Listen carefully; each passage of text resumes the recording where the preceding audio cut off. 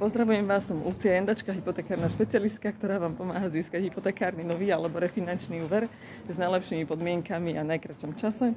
A aktuálne mám tu pre vás takú tému, že či môže v podstate, áno, banka skrachovať, ale skôr ide o to, že čo sa stane s vašou hypotékou, ak banka, v ktorej máte hypotéku, skrachuje. No, tak niektorí si možno pomyslíte, že no veď super, tak banka skrachovala a ja som sa zbavila v podstate mojej hypotéky. Nebude ju odo mňa nikto vymáhať. Pre tých, čo by ste chceli vedieť, kde sa nachádzam, tak som v Bratislave v Starom meste a teda prechádzam sa po týchto uličkách a v podstate som otočila trošku smer kvôli tomu, že možno začne pršať, respektíve aj kvôli svetlu, aby ste ma trochu videli.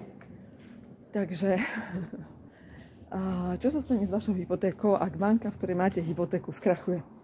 No prvá vec je, že banky majú aj určitý nejaký rating a podliehajú kontrole. Pardon za toto zadýchanie. A ak by sa pri nejakom audite zistilo, že tá banka, kde máte hypotéku, tak niečo robí, čo nemá a jednoducho hrozí je tam nejaký krach, alebo teda sama vyhlási, že odíde z trhu pre rôzne dôvody, tak táto informácia je na finančnom trhu známa a tým pádom ostatné banky, ktoré ostávajú na trhu, tak väčšinou sa o túto banku pobijú, pretože ani nie tá banka, ale tí klienti sú zaujímaví pre tú banku, ktorá kúpi ten kmeň tých klientov. Pretože vy ako klient nejakej banky, tak máte v podstate nejaký účet, za ktorý mesačne platíte. Ak máte spotrebný úver, platíte zaň. Alebo práve tú hypotéku. Takže toto sa deje na tom finančnom trhu, že v podstate tá banka, ktorá buď odchádza z trhu, alebo krachuje v podstate, tak je zaujímavá pre tie ostatné banky. A nejaká banka teda túto banku kúpi, respektíve kmeň tých klientov, a za tieto peniaze sa vlastne vyrovnajú záväzky tej banky, ktorá odchádza z trhu, a teda mení sa značka tej danej banky. Zase platia tu nejaké určité regulácie. Skrachovanú banku, dobre, ako možno mi napíšete, že poznáte Devin banku alebo nejaké takéto banky z 90. rokov, ale tie regulácie niekedy neboli také, ako sú vlastne teraz. Ja osobne poznám, respektíve možno to poznáte aj vy, že naposledy odídená banka na iný trh, ona neskrachovala, len odišla teda na iný trh, je banka OTP a týchto klientov prevzala ČSOB banka. Ale ak ste klientom, teda aktuálne ČSOB banky, respektíve boli ste OTP a teraz teda máte účet aj hypotéku v ČSOBčke, tak banka vám nezvýšila úrokovú sadzbu na základe tohto, nemenili sa vám podmienky na hypotéke, pretože ak teda banka nejaká odkupuje kmeň klientov inej banky, tak musí zaručiť, že fixácie na hypotéke ostávajú nezmenené.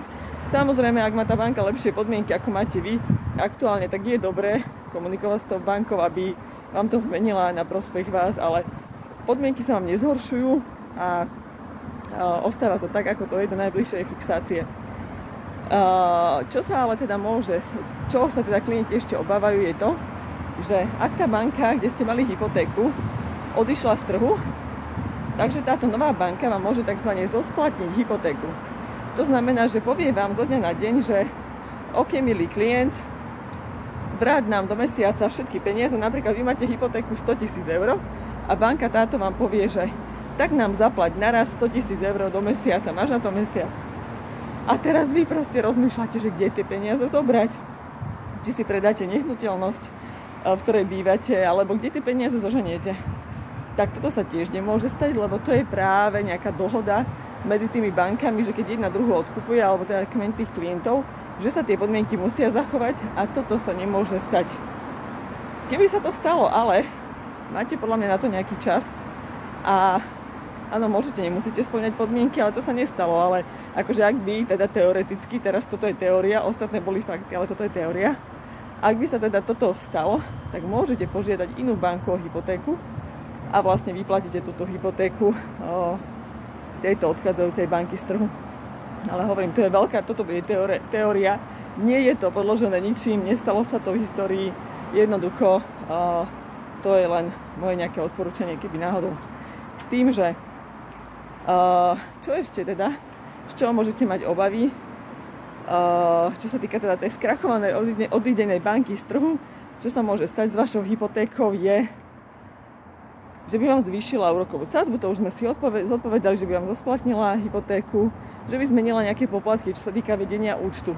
To sa môže stať, ale do najbližšej fixácie v podstate v tej banke musíte vydržať a potom tú banku môžete zmeniť, takže to je asi nejaké jediné riziko, ktoré vám hrozí v podstate. Takže žiaľ Bohu, hypotéky sa nezbavíte, že nemusíte ju platiť, musíte ju platiť naďalej s tými podmienkami, ktoré ste mali uzatvorené, ale nehrozí vám to, že by vám banka, ktorá prevzala vlastne vašu banku, v ktorej ste pôvodne boli, a tým pádom aj vašu hypotéku, že by vám tú hypotéku zosplatnila, takže, alebo teda zmenila nejaké podmienky. Takže, ak máte nejaké otázky, nejaké obavy, niečo vás napadlo, bojíte sa teda spýtať priamo v banke, tak mi napíšte tuto dole do komentára nejakú otázku. Ja samozrejme natočím na to video, alebo osobne vám ju zodpoviem. A samozrejme, ak chcete mať najlepšiu hypotéku v najkratšom čase, tak ma nakontaktujte a ja budem rada, ak sa stanete mojim ďalším spokojným klientom.